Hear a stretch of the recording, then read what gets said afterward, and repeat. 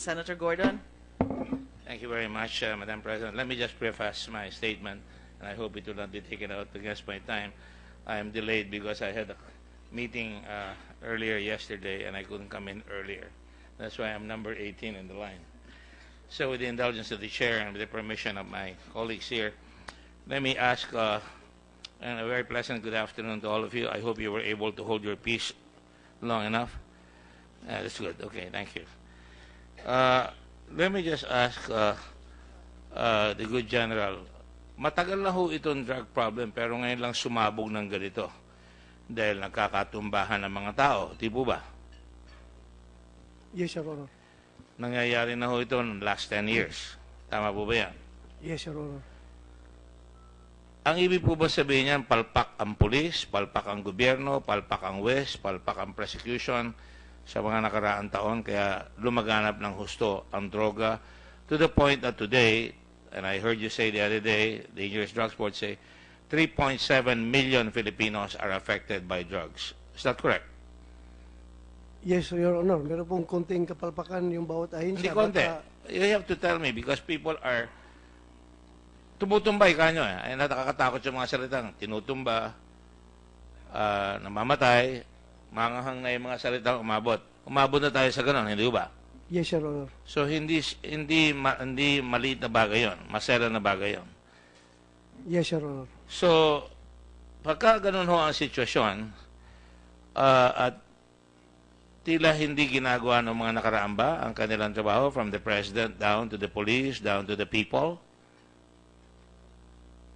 It's hard to say, Your Honor, but ako bilang isang pulis na nang matagal-tagal na. Excuse me, sir. How long have you been a policeman?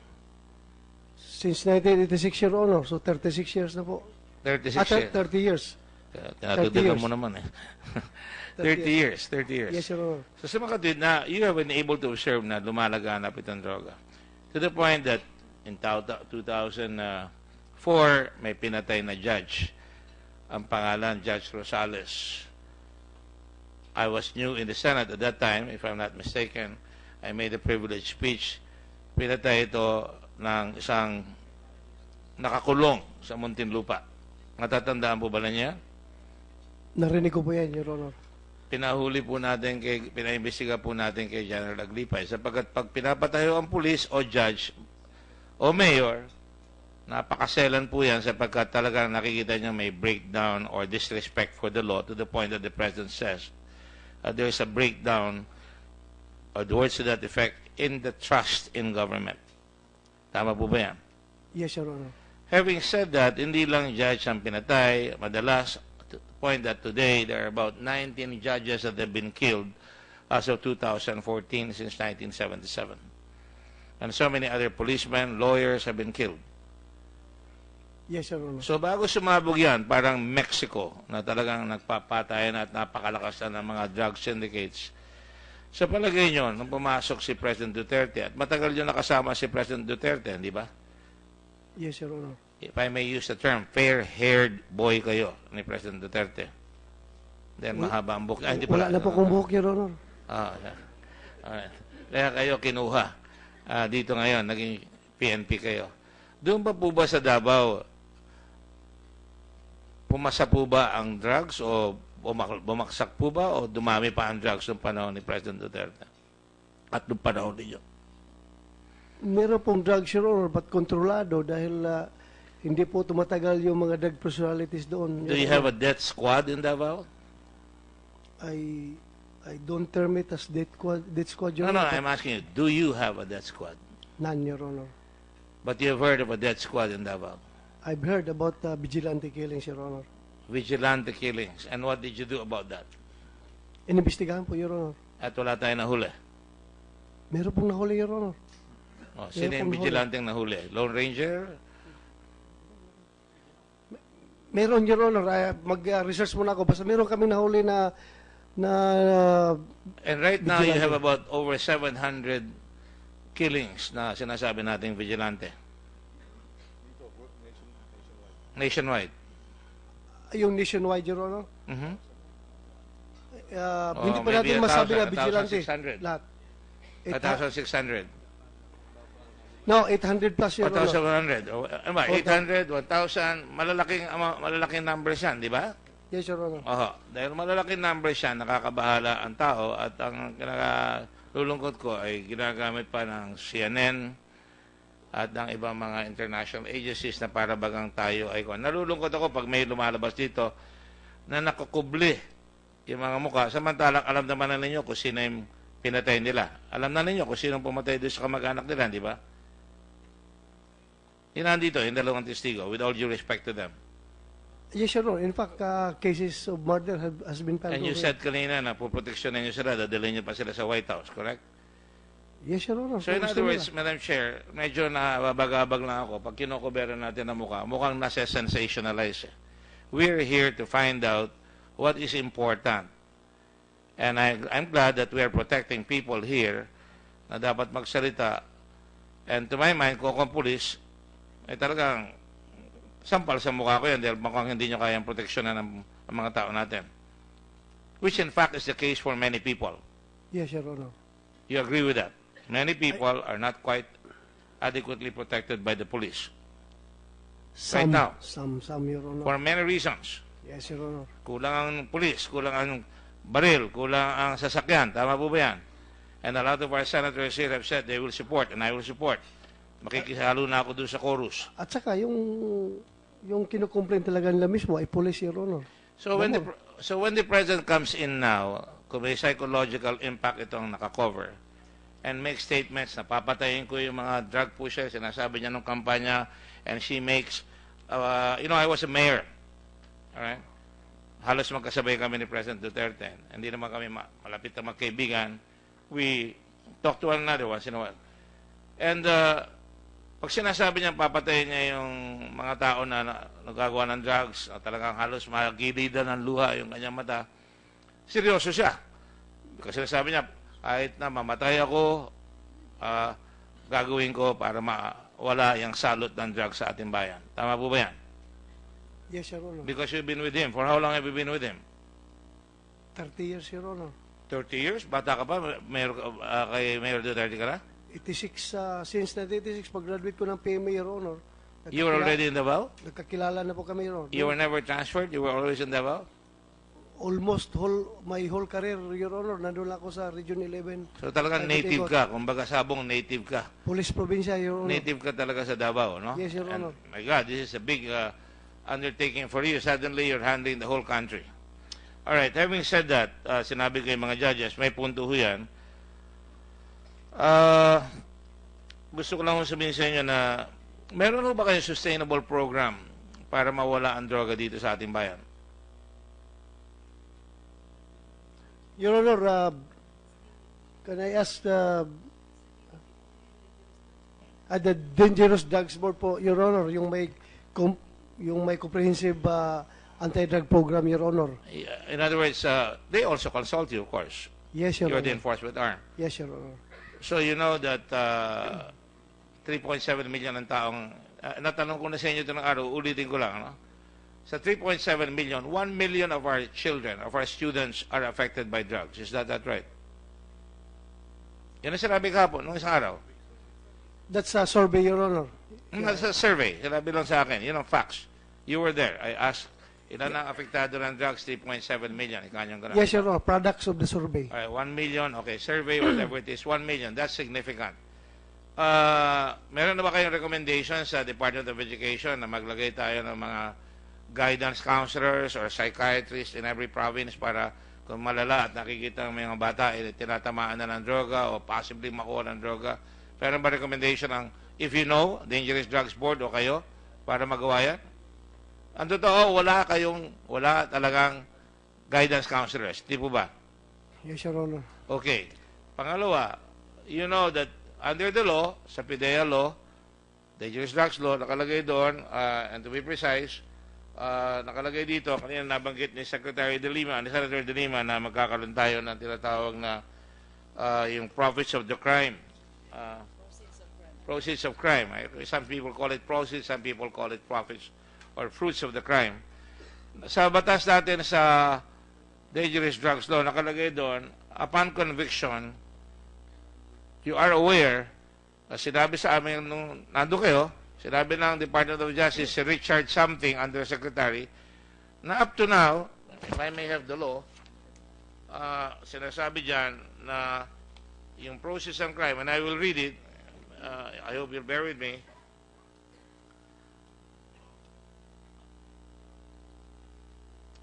Ito sinasabi, on the section 20, confiscation and forfeiture of the proceeds or instruments of the unlawful act, including the properties or proceeds derived from the illegal trafficking of dangerous drugs.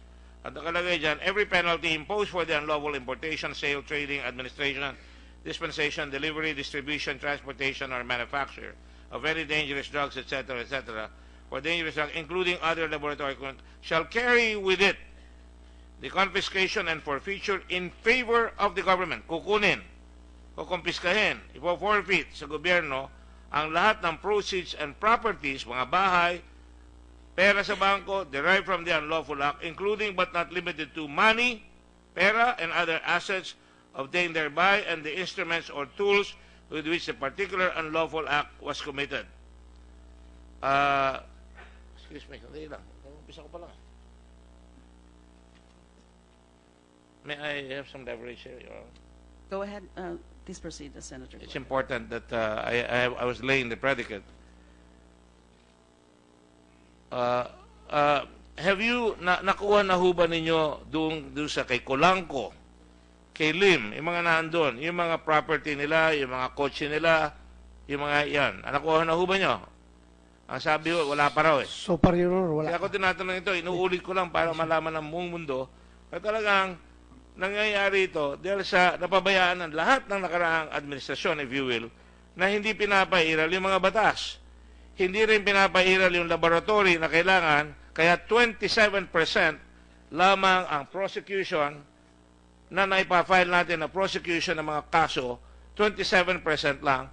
Hindi ba totoo dahil kulang kayo doon sa mga laboratorio na magsasabi, itong drogang yan, at kasama doon sa chain of custody na sinasabi na pag nakakuha kayo, andun yung packet ng drugs, kukunan ng litrato, dapat may kasama pang media, dadalhin pa sa husgado, dadalhin sa susunugin yung pag nakuha na yung sample. Within 1 week, dapat nagawa yon at pagkatapos pag nasusgahan na, pwede nyo nang kumpiskahin, pwede na nyo lahat gawin. Di ba? So, Yes, yes, sir. sabi, hindi ho ginagawa yon. Yes, sir. Hindi nagawa, kahit kailan. Bihirang-bihirang ginawa yan, di ba? Wala pa po akong ma-remember, Your Honor. So, What is the answer? No, I agree with you. It's not what I want. In terms of empirical reality, yung katotohanan, nagawa ho ba yan? meron pong mga na-preserve assets, Your Honor. Like real estate, mga sasakyan, pero hindi po ito masyado nararamdaman, Your Honor. So everything Masyado mababa. grinds to a halt because sa education, hindi natin tinutulungan yung mga bata na mga guidance counselors, hindi natin binibigyan ng pulis ng baril at saka gamit, kulang sa investigation capability, pagkatapos sa laboratorio, wala tayo, mahirap i-prove, kaya 27% palpak tayo, at pagkatapos, hindi pa natin makuha yung proceeds ng crime. Is that correct? Wala pa tayo nakuha ang bahay. Yes, Your Honor. Wala pa tayo nakuha ang pera.